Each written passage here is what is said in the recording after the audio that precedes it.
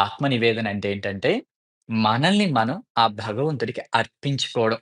మీరు భగవంతుడి దగ్గరికి వెళ్ళేటప్పుడు, ఈ వ్యక్తి ఇది అనే భావన ఉండకూడదు.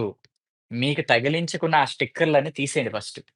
కులం అంటారా? మతం అంటారా? మీ హోదా, మీ చదువులు, మీ స్థాయి అన్నీ తీసేసి, నేను ఆత్మస్వరూపుడిని. ఈ దేహం కూడా ఉండకూడదండి. ఈ దేహం మళ్ళీ వచ్చేటప్పుడు నేను పురుషుడిని, నేను స్త్రీని అనే భావన వస్తది. ఇవి ఏవి లేవు.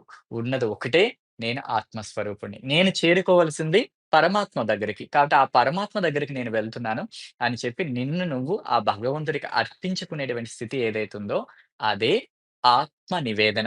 మన యొక్క అంతరాత్మని భగవంతుడి యొక్క పాదాల వద్ద పెట్టి, స్వామి నేనంటూ ఏమీ లేను. ఈ యొక్క జీవితం, నా యొక్క శరీరము, నా మనస్సు, నా ఆత్మ ప్రతీది కూడా నీ పాదాల దగ్గర పెడుతున్నాను. దీన్ని నువ్వే ముందుకు నడిపించు. నేను అని అనుకుంటే ఇవన్నీ కూడా రకరకాల సమస్యలు. నేనేమి కాదు తండ్రి సర్వం నువ్వే. తేల్చినా నువ్వే, ముంచినా నువ్వే. ఈ సంసారం అనే సాగరంలో నన్ను నడపవలసిన బాధ్యత నీ చేతిలో పెడుతున్నాను తండ్రి.